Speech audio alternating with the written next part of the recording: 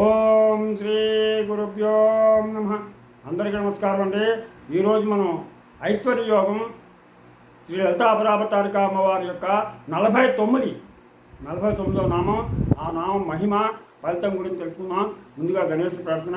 శుక్లాంబరధరం విష్ణు శశివర్ణం చతుర్భుజం ప్రసన్నవదనం ధ్యాయే సర్వవిఘ్నోపశాంతయే. గురు బ్రహ్మా గురుర్విష్ణు గురుర్దేవో మహేశ్వరః గురు సాక్షాత్ పరబ్రహ్మ తస్మై శ్రీ గురవే నమః. ఓం ఐం హ్రీం శ్రీం శ్రీ మాత్రే నమః. ఓం ఐం హ్రీం శ్రీం శ్రీ మాత్రే నమః. హరి ఓం. ఈరోజు మనం లలితాపరాపతారిక అమ్మవారి యొక్క ఐశ్వర్య యోగంలోని 49వ నామం శ్రవణం చేద్దాం. ఓం సర్వారుణాయై నమః. ఓం సర్వారుణాయై నమః. ఓం సర్వారుణాయై నమః.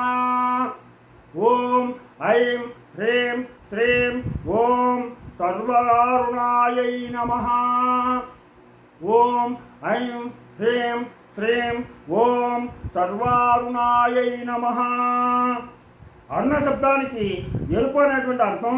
అమ్మవారు ధరించే వస్త్రం ఎర్రనిది, అమ్మవారు మెడలో వేసుకునే పూలు ఎర్రనివి, జడలో పెట్టుకునే పూలు కూడా ఎర్రనివే. అమ్మవారు ఎర్రని సింధూర వర్ణంతో శరీర కాంతి ఉంటుంది, అన్నీ ఎరుపే. ఇక అమ్మవారు ధరించే బంగారు నగలలోని రాళ్ళ యొక్క కెంపులు ఎరుపు, అవి కూడా ఎర్రనివే. అమ్మ ఒంటికి పూసుకునే చందనం కూడా ఎర్ర చందనమే. అలాగే ఉదయిస్తున్నటువంటి సూర్యుని కాంతిని దాదాపు తన శరీరంలోని సకల అలంకారాలను నింపుకున్నటువంటి తల్లి ఆ శ్రీదేవి.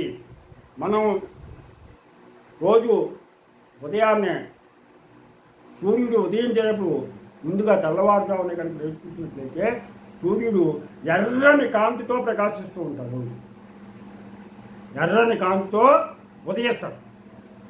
ఆ ఎరుపు అమ్మవారి యొక్క కాంతిని పోలి ఉంటుంది. అమ్మవారి కాంతిని పోలి ఉంటుంది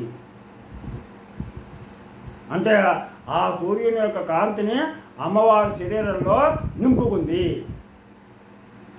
అంటే అమ్మవారిని చూసినట్లయితే అలాగా సూర్యుని కాంతి కంటే ఎన్నో వేల రెట్లు అందంగా ఆ అమ్మవారి యొక్క శరీర కాంతి ఎర్రగా కనపడుతూ ఉంటుంది. సూర్య భగవానుడు రథసారథి అరుణుడు అమ్మవారి పాద నఖాల నుండి అనగా కాలి గోల నుండి ఆవిర్భవించి మందార పుష్పవర్ణంలో ఉంటూ ఆ తల్లిని సేవించాడు ఒకనొకప్పుడు.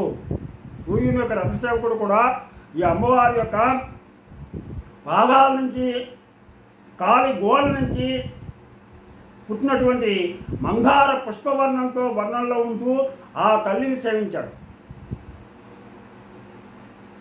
అప్పుడు అమ్మవారు నీ వర్ణంలో నేను దర్శనమిచ్చి ప్రజలను అనుగ్రహిస్తానని, నీ అరుణ నామం జగత్ ప్రసిద్ధి పొందేలా చేయడానికి తాను సర్వారుణ అనే నామాన్ని ధరిస్తానని చెప్పేసి ఆ అరుణుడికి వరమిచ్చింది.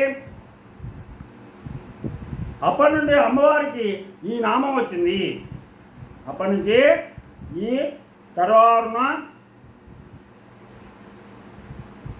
సర్వారుణాయై నమః అని చెప్పేసి పేరు అప్పటి నుంచి అమ్మవారికి వచ్చింది.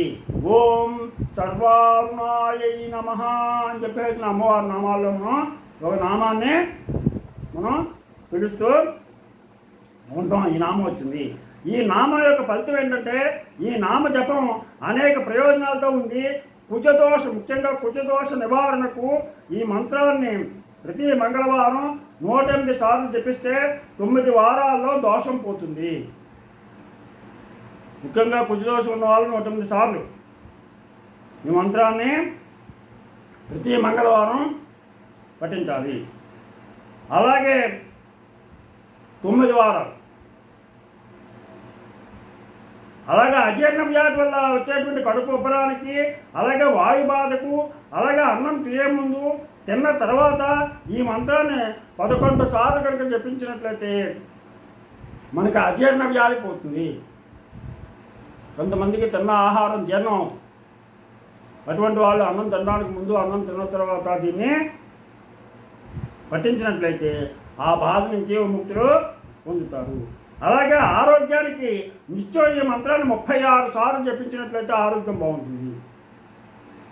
అలాగే కంటి చూపు మెరుగుపడడానికి 108 సార్లు ఈ నామాన్ని సూర్యుని ఎదురుగా నిలబడి కనుక పఠించినట్లయితే కంటి చూపు సరిగ్గా ఉంటుంది.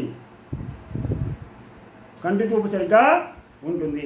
అందువలన మీరందరూ కూడా ఈ నామాన్ని పఠించి ఆ అమ్మవారి యొక్క లలితా పరాభతారి యొక్క దయకు పాత్రలవుతారని ఆశిస్తూ, మీకు నా ఛానల్ కనుక నచ్చినట్లయితే సబ్స్క్రైబ్ చేయండి. అలాగే లైక్ చేయమని కోరుతూ మీరు ఆపాదం